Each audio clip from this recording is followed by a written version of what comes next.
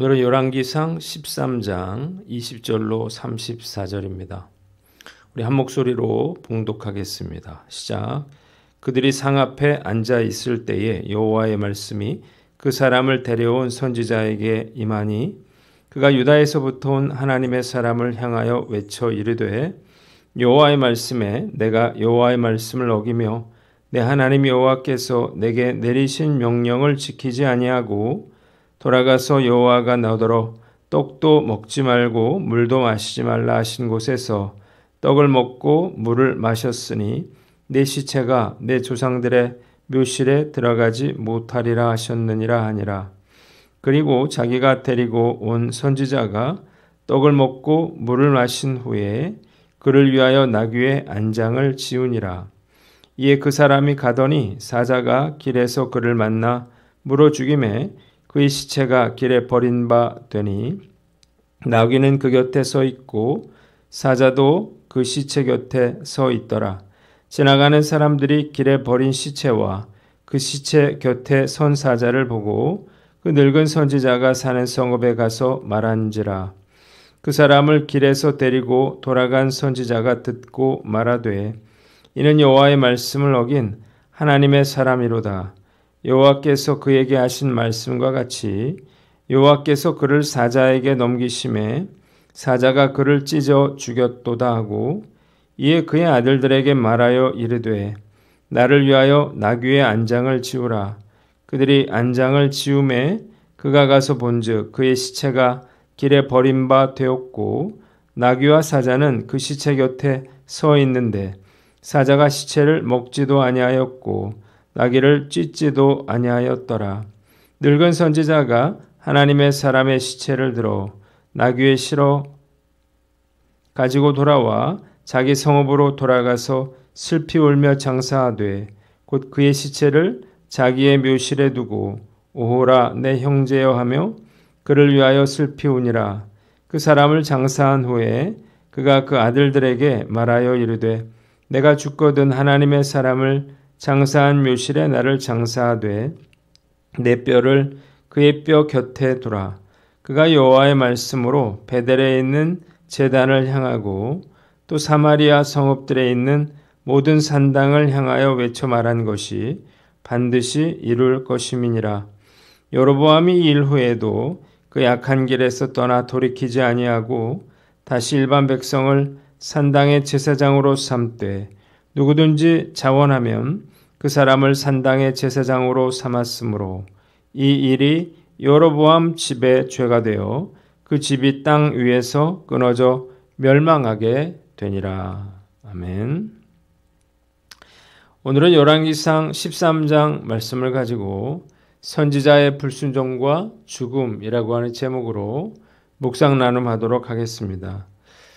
본문은 두 부분으로 나눠서 생각해 봅니다. 먼저 20절로 32절인데요. 하나님의 사람에 대한 하나님의 심판에 관한 내용입니다. 한번 따라해 봅시다. 하나님의 사람에 대한 하나님의 심판. 먼저 20절로 28절 하나님의 사람의 죽음에 대해서 나와 있습니다. 두 선지자가 식탁에 함께 앉아 있는데 주의 말씀이 늙은 선지자에게 임했습니다. 놀랍게도 거짓말로 유다의 선지자를 데려온 이 늙은 선지자를 통해서 하나님의 심판이 선포된 것입니다. 그는 하나님의 말씀을 어기고 또 하나님께서 그에게 말씀하신 명령을 지키지 않았기에 그의 시체는 그의 조상의 무덤에 묻히지 못할 것이라는 말씀이었습니다. 이는 그가 유다로 돌아가는 길에 죽게 될 것이라고 하는 사실을 암시하는 것이었습니다. 선포된 말씀대로 그는 늙은 선지자의 집을 떠나자마자 길에서 사자를 만나 죽음을 당하게 됩니다. 두 번째 29절로 32절인데요.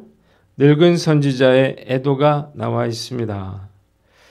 하나님의 사람이 죽은 것을 본 사람들은 늙은 예언자가 사는 성읍으로 돌아와서 이 사실을 알립니다.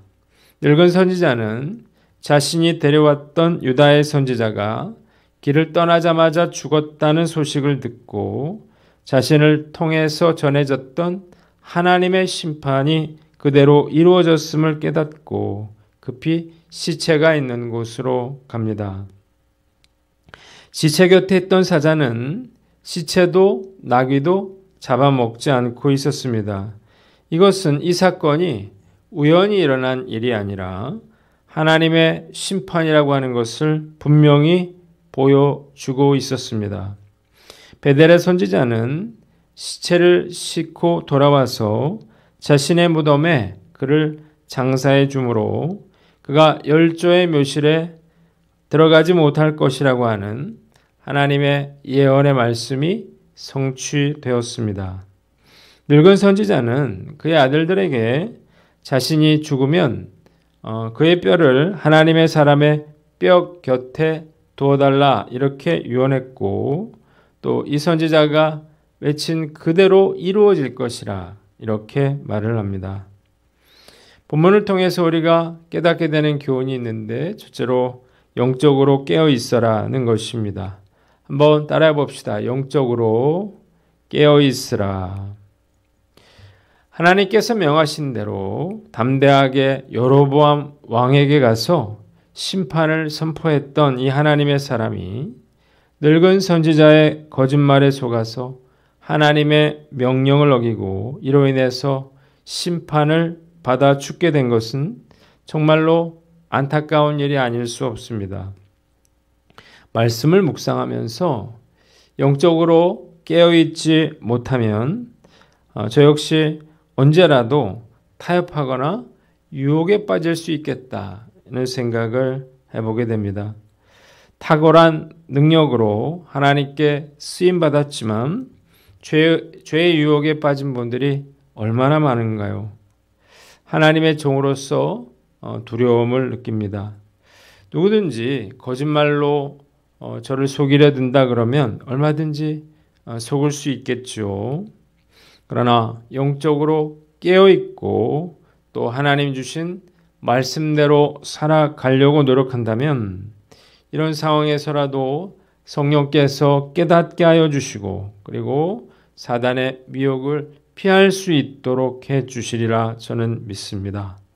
오늘 말씀 앞에서 우리가 방심하지 않고 영적으로 깨어 잘 분별하는 저와 여러분들 되시기를 주님의 이름으로 축원합니다. 두 번째는 거짓말의 참혹함을 알아라는 것입니다. 한번 따라해 봅시다. 거짓말의 참혹한 결과를 알라. 늙은 선지자는 자신의 거짓말로 인해서 하나님의 사람이 심판을 받아 죽게 될 것이라고는 전혀 생각하지 못했을 것입니다. 그는 그저 이 하나님의 사람을 대접하고자 하는 마음에 거짓말을 했지만 이로 인해서 하나님의 사람이 하나님의 명령을 거스르고 처참한 죽음을 당하게 되었습니다. 그가 하나님의 사람의 시체를 거두어 장사 지내고 슬피 울었다라고 하는 사실을 볼 때 비록 그가 거짓말로 이 하나님의 사람을 죽게 하기는 했지만 그를 대접하려고 했던 그의 마음만은 진심이었다고 하는 사실을 알 수 있습니다. 그러나 동기야 어떻든 간에 거짓말이라고 하는 것이 이토록 참혹한 결과를 초래할 수 있다는 사실을 우리는 알아야 하는 것입니다. 사무엘상 21장에는 다윗이 사울 왕을 피해서 제사장 아히멜렉에게 찾아와서 거짓말을 하는 장면이 나옵니다. 온다는 소식도 없이 다윗이 갑작스레 자신을 찾아오자 제사장 아히멜렉이 다윗에게 왜 혼자냐 이렇게 물어요. 그러자 다윗은 자신이 왕의 명령을 수행하는 중에 있는데 사울 왕이 이를 아무에게도 알리지 말게 하라 이렇게 했다고 둘러댑니다. 아히멜렉은 그의 거짓말을 믿었죠. 그래서 그에게 호의를 베풀어 줍니다. 그런데 이 사실을 알게 된 사울이 즉시 노부로 달려와서 아히멜렉과 85명의 제사장을 학살하게 됩니다. 다윗이 거짓말을 한 것은 단지 그가 배가 고팠고 또 먹을 것이 필요했고 무기가 필요했을 뿐이죠. 자, 거짓말을 했다고 해서 그렇게 큰 문제가 될 것 같지는 않았습니다. 그러나 그의 거짓말은 엄청난 재앙으로 돌아오게 되었다는 것입니다. 다윗이 어떤 사람인가요? 하나님 앞에 사는 의인이에요. 또 골리앗 앞에서도 전혀 기죽지 않고 하나님을 신뢰했던 그런 믿음의 사람입니다. 그런데 이런 그가 아히멜렉 제사장 앞에서 술술 거짓말을 하고 있는데 무엇을 할 수 있습니까? 우리가 두려움에 빠지거나 큰 손해를 당할 그러한 위기에 처하게 된다면 우리도 얼마든지 다윗처럼 거짓말을 할 수 있겠다는 것입니다. 평소에 그러지 않던 사람도 위기에 처하면 자기도 모르게 거짓말을 할 수 있는 거예요. 사소한 거짓말은 존재하지 않습니다. 거짓말은 거짓말일 뿐이에요. 거짓말을 하면 당장에는 편할지 몰라도 결국 자신과 또 다른 사람에게 큰 손해로 돌아올 수 있다는 사실을 우리는 알아야 하는 것입니다. 그래서 우리가 어떤 상황에서라도 정직하게 말하는 그러한 습관을 들여야 합니다. 또한 거짓말을 했다면 사실대로 말하고 용서를 구할 줄도 알아야 할 것입니다. 대수롭지 않게 했던 그런 거짓말로 누군가 큰 화를 당할 수도 있기 때문이에요. 오늘 난 어떤가 살펴보고 용기를 내서 우리가 솔직하게 말하는 법을 연습함으로 어떤 상황에서도 거짓말하지 않는 저와 여러분들 되시기를 주님의 이름으로 축원합니다. 세 번째는 사명자의 불순종함이 매우 위험하다는 것입니다. 한번 따라해 봅시다. 사명자의 불순종이 위험하다는 사실을 알라. 말씀 묵상하면서 사명자의 불순종이 이것에 대한 심판이 정말 너무나 가혹하다 이런 생각을 하게 됩니다. 심판을 경고받은 여로보암도 아직 죽지 않았습니다. 이 늙은 선지자도 죽지 않았습니다. 단 한 사람 죽은 사람은 이 하나님의 사람이었다는 거예요. 왜 이토록 하나님께서 가혹하게 이 하나님의 사람을 다루셨는가? 이유는 그가 사명자이기 때문입니다. 이유가 있죠. 하나님의 말씀을 전하는 이 선지자가 불순종한다면 누가 그의 말을 신뢰할 수 있겠습니까? 만일 우리가 하나님의 사명을 감당하기를 원하고 또 하나님으로부터 특별한 그러한 축복과 은혜를 받았다면 그러면 불순종할 때 더 큰 하나님의 심판을 받게 될 것이다 라고 하는 사실을 우리가 분명히 알아야만 합니다. 이것은 선민 이스라엘 백성들이 축복도 많이 받았지만 불순종할 때 이방 민족들보다 훨씬 더 큰 심판을 받았다는 사실을 보면 우리가 쉽게 이해할 수 있습니다.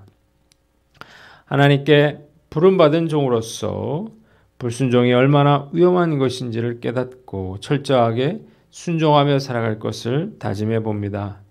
두 번째 단락은 33절로 34절입니다. 한번 따라해 봅시다. 불순종한 여로보암에게 임한 하나님의 심판. 여로보암은 계속해서 일반 백성을 산당의 제사장으로 삼고 금송아지를 섬깁니다. 이유가 무엇인가요? 당장에 아무 일도 일어나지 않았기 때문이에요. 결국 성경은 이 일이 여로보암 집의 죄가 되어서 마침내 그 집이 땅 위에서 끊어져 멸망하게 되었다 이렇게 기록하고 있습니다. 여로보암이 죽은 후에 그의 아들 나답이 왕위에 오르게 되지만 바하사에게 죽임을 당함으로 여로보암의 집은 멸망하게 되고 그 이후부터 이스라엘은 살상을 통해서 왕위가 찬탈되는 그런 피해 역사가 반복되게 됩니다. 한번 따라해 봅시다. 회개할 기회를 놓치지 말라. 불순종하고서도 아무 일도 일어나지 않는다고 해서 좋아할 일이 아닌 것입니다. 때가 이르면 반드시 하나님의 심판이 이루게 되는 것입니다.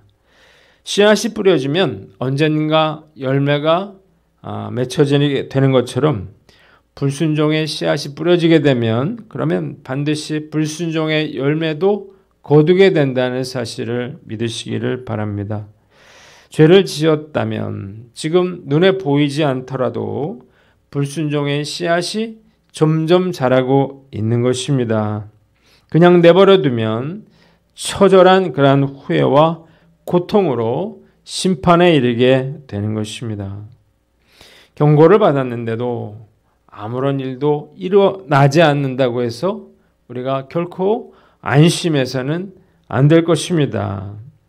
단지 하나님께서 우리에게 회개할 기회를 주시는 것이라는 사실을 알아야 하는 거죠. 하나님의 경고가 우리가 회개할 수 있는 마지막 경고일 수 있다라고 하는 사실을 깨닫고 즉시 회개하고 돌이키는 저와 여러분들 되시기를 주님의 이름으로 축원합니다. 두 번째는 영적 체험보다 순종이 중요하다는 사실을 알아라는 것입니다. 한번 따라해 봅시다. 영적 체험보다 순종이 중요하다는 사실을 알라. 여로보암은 하나님의 사람으로부터 직접 심판의 메시지를 들었습니다. 또 손이 말랐다가 성하게 되는 그런 체험도 했어요. 뿐만 아니라 심판을 선포한 선지자가 하나님의 말씀을 어겨서 죽는 것도 알았어요. 그럼에도 불구하고 그는 전혀 달라지지 않았습니다. 이것이 주는 교훈이 무엇인가요? 영적 체험이라고 하는 것이 그렇게 중요한 것은 아니라는 거예요. 이것은 이적적인 체험이 우리에게 저절로 회개를 불러일으키는 것이 아니라 하나님을 두려워하는 겸손한 마음이 우리를 회개로 이끈다는 사실을 보여주는 것입니다. 사도 바울도 여러 번 강조했죠. 영적 체험보다 하나님의 말씀에 순종하는 것이 중요하다는 사실을 믿으시기를 바랍니다. 성령 사역하시는 분들이 문제를 일으키는 경우가 있습니다. 체험만 강조하고 그 말씀을 자신의 삶에 적용하지 못하기 때문이에요. 오늘 나는 어떤가 살펴보고 영적 체험보다 하나님을 두려워하는 마음으로 회개하고 하나님의 말씀에 순종하는 것이 더욱 중요하다는 사실을 깨닫고 회개하고 돌이키는 저와 여러분들 되시기를 주님의 이름으로 축원합니다. 기도하겠습니다. 주님들 영적으로 깨어있게 하여 주시고 깨달았다면 회개하고 돌이키게 하여 주시옵소서.